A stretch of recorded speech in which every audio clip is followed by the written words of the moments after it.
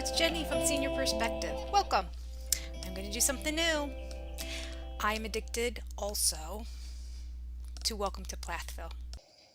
What? Vanderpump Rules, Below Deck, Sister Wives, Welcome to Plathville. So I'm going to go ahead and start a review. I don't know if anybody watches it. I don't hear anybody chattering about it or anything. I may be one of just a very few, and maybe nobody will watch this review, but it's a good series. We're already in season 5, and this is episode 11. So again, who knows who's going to watch this? Looks like we're a little late to the party. We open up with the recap, and it's continuing on from the ending of the last episode, which is Micah and Ethan in the truck taking the cars from Georgia. I think that's where Plathville is. I think it's in Georgia, up to Minnesota where Ethan lives now. So they're doing a bro trip the way real bros do it as opposed to Cody. Even though Ethan is his own kind of awkward, it's a whole different level from Cody awkward if we're talking sister wives. Okay. And I used to find Micah awkward too, but not anymore. He's worked through that. So I think just not having as many social interactions to begin with made the boys kind of awkward, but now they're branching out and talking and meeting with other people, and they're kind of finding their own. Even Ethan seems normal now. All right. So they're in the truck and they're heading up, and they do the recap about talking about Moriah and the situation of Moriah and Ethan not getting along. And Ethan doubles down. He insists that his wife has not stolen anything, and he insists that his mother illegally used his credit card. So I don't know what to believe, to be honest with you. I think the first one he might be right, and the second one he's wrong in. I think the credit card situation, from what I'm understanding, is the fact that his mother was in an MLM. She signed him up to be underneath her, but she didn't want him to have to buy the stuff, but he needed a credit card in his name, so she was buying the stuff and paying him back. So she was using his credit card to have a downline. That's my understanding of it. Say what? So technically, is it illegal? I mean, I think maybe if you use another person's credit card, it falls under the realm of being illegal, but I mean, it's a family member that understood it. And I think that they wanted to put an end to that because they wanted to cut all times. They wanted to cut all ties with Kim. So they're like, you can't do this anymore. It's also a way for Olivia to show a little bit of control, right? So Olivia says, this isn't happening anymore. You're not using his credit card. And, well, I think at first it was Ethan. So I think Olivia told Ethan, that's not right. Your mom shouldn't be using your credit card anymore. Ethan told his mom, you shouldn't use my credit card anymore. Mom couldn't understand why. Basically, he admitted, well, Olivia told me that this isn't right. So mom, Kim, went and talked to Olivia. Olivia said, no, we're putting an end to it. So that's my understanding. I don't think illegal activity was really happening. Technically, in the MLM, are you permitted to sign one of your relatives underneath you and you do the buying for them? You're not supposed to. It's not against the law. I used to be in an MLM. Actually, I'm technically still in an MLM, although I don't do any recruiting or anything. I just use and sell some of the stuff. But anyway, have I done that in the past to maybe get one or two more people so I can earn an incentive trip? Yeah, I have. I admit it. Oh, no, you didn't. So, it is what it is. In mine, the credit card didn't have to be in the name of the person to order the supplies, but maybe in hers, the credit card does have to be. So that's my understanding of the situation. If you know anything different from it, let me know. But the big brouhaha they made about it and how she went on social media and she slammed Kim and all that, that was the main reason that none of the Plath family have talked to Olivia, because that all went out when she was abroad with Ethan. I can't remember. Were they Paris or someplace? They were someplace in Europe. And she put that out. The kids all saw it. They were hurt for their mom. Their mom was hurt. And that was the end of the relationship with Olivia. And poor Ethan, who's obviously very weak and impressionable, goes along with everything that Olivia says, to the detriment of his relationships with his family members. all his siblings and his parents. So Micah and Ethan are continuing to drive in the car. They're both talking about how proud they are of their father and how well he's handling the divorce. Also, how well he's handling the situation that his ex wife Kim is starting to date, even though they're not officially divorced yet. And they find this morally unethical, especially Ethan does.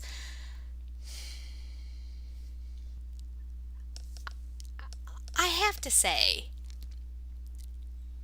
Kim and, oh, I don't remember the dad's name.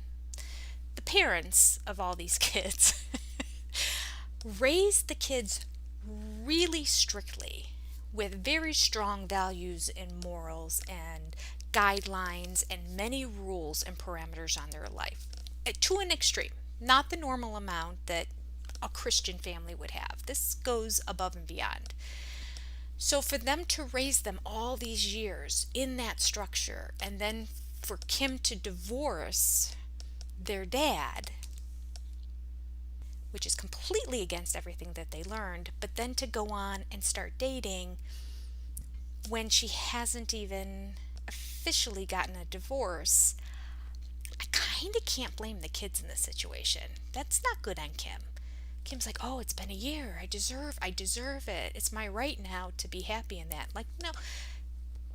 Can you not be happy just spending time with your children? Because it seems like you could spend a little bit more time with your children since after the divorce you moved out of the house and away from your kids.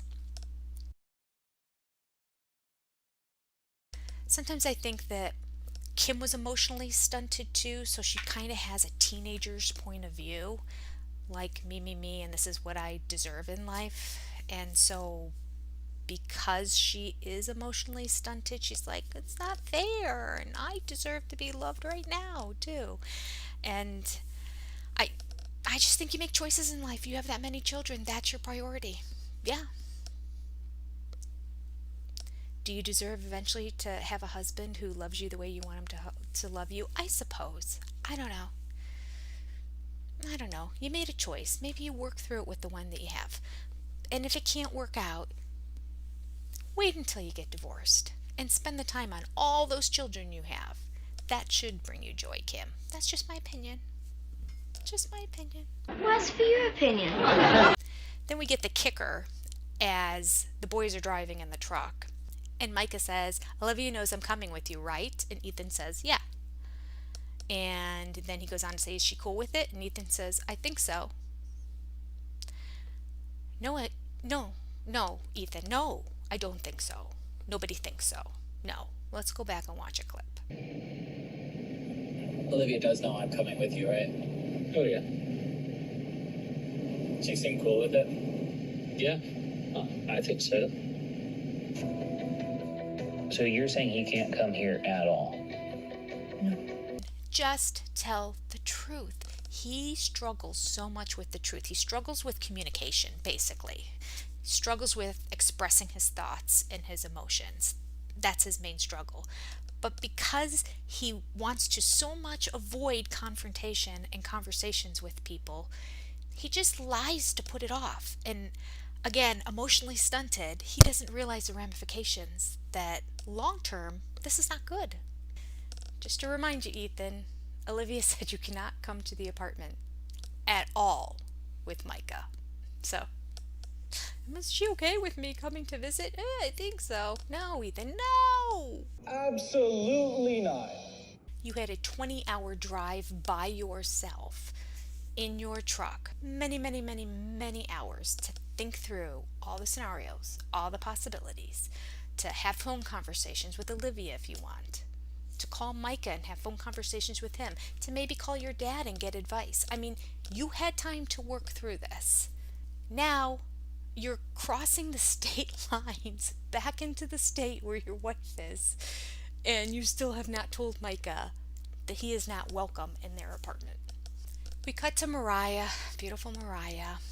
She reflects on her desire to reconnect with Ethan. Moriah, the opposite of Ethan. Ethan can't communicate, can't talk. Moriah, very verbose. Shares what she thinks, shares what she's feeling, is emotional, shows emotions. Ethan doesn't show emotions, she shows emotions. So It's an interesting dynamic in terms of when they have a fight and them seeing them try to get back together, because Moriah works at it and Ethan is pretty stubborn. I don't know if he's stubborn in his own right or if he's stubborn because of what is being told to him by Olivia. I don't know. I don't know how much of it is what, but he definitely has a stubborn side to him, at least at this given time. We have a fairly long segment about Moriah and her ballroom dancing, and let me just say, she looked beautiful. And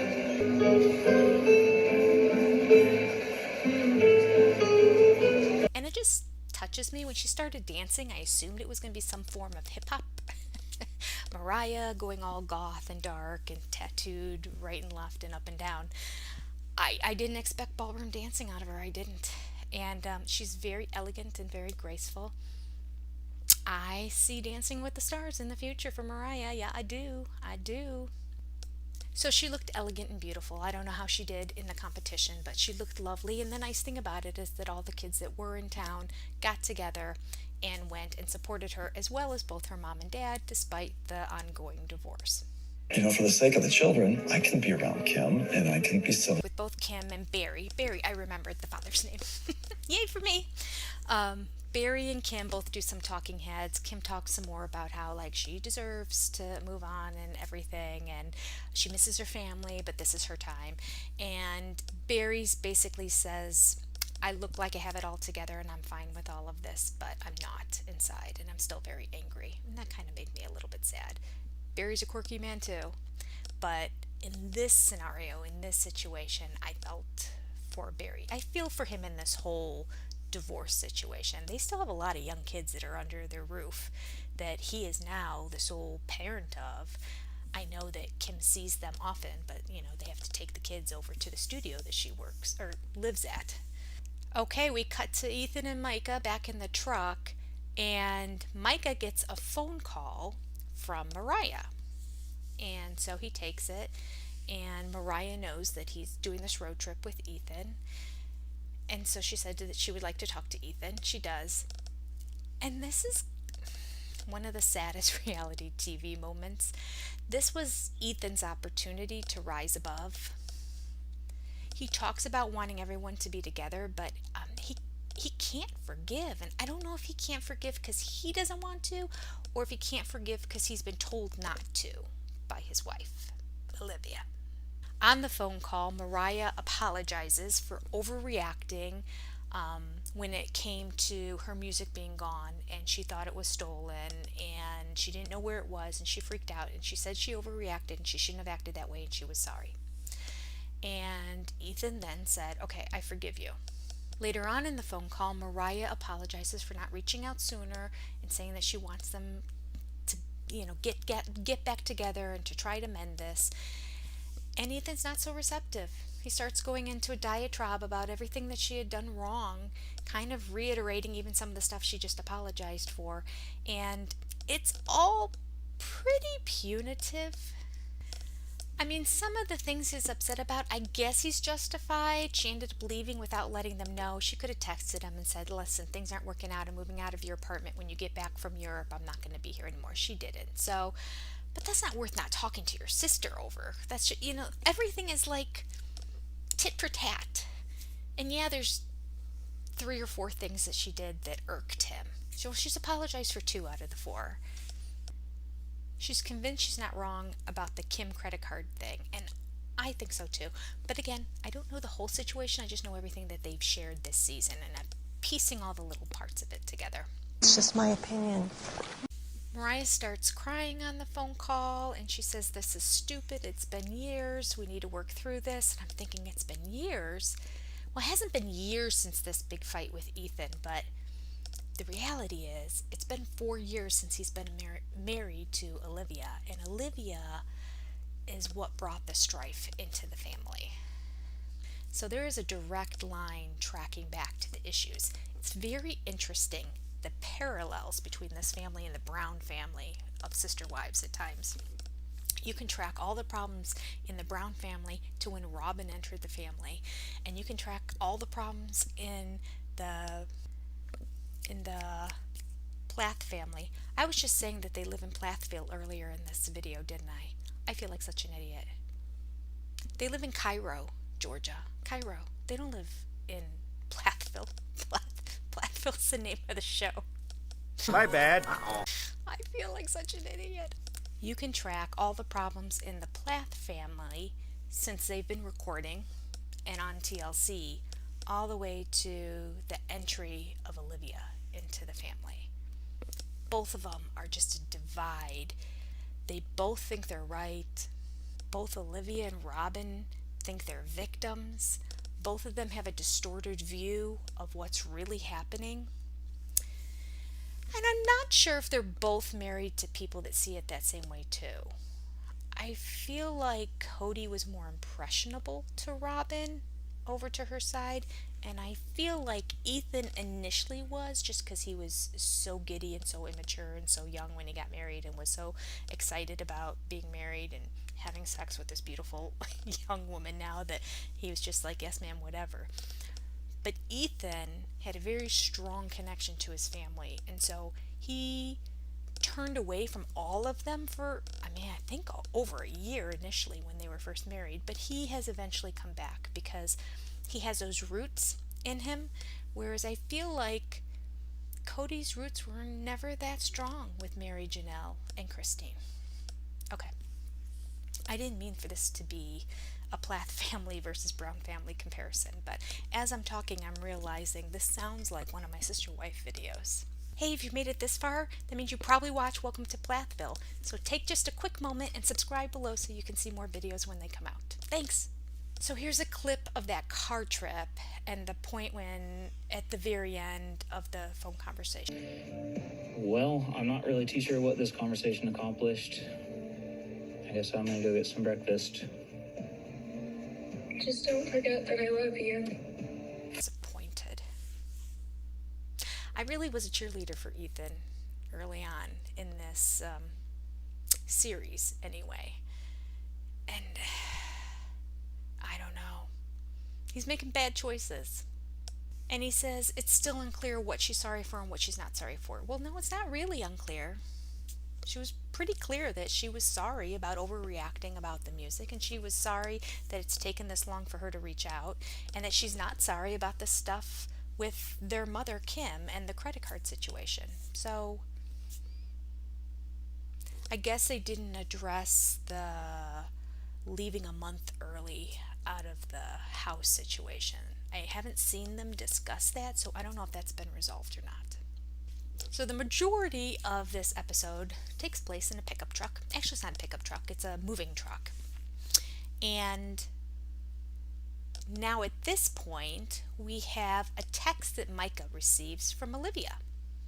And Olivia says, hey Micah, when you get up here to Minnesota, I think that it would be good if you and I meet one-on-one, just the two of us, and we can hash everything out and work through everything together. And Micah discusses it a little bit with Ethan in the car and pretty much tells him what he's going to say, and Ethan's in agreement with it, and he texts Olivia back and says, listen, I'm only going to be there for a day. Half the day I'm going to be spending with his grandparents where they're taking the cars to.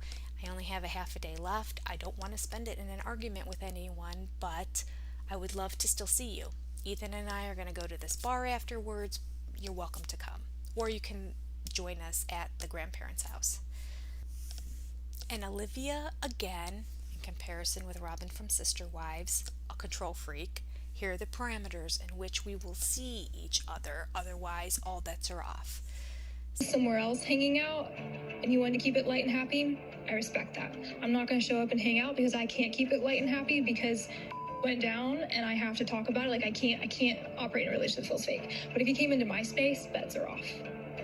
Chooses to have him in her home.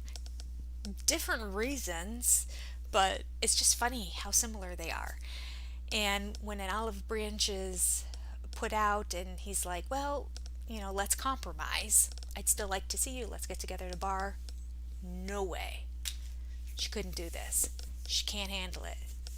She's not strong enough. She's not emotionally mature enough to be able to sit down with somebody who is the brother of your husband, who your husband loves a lot and just did a road trip with, who's in your state for the first time, and you're forbidding to even step into your apartment. You can't even go have a drink with them. No, no.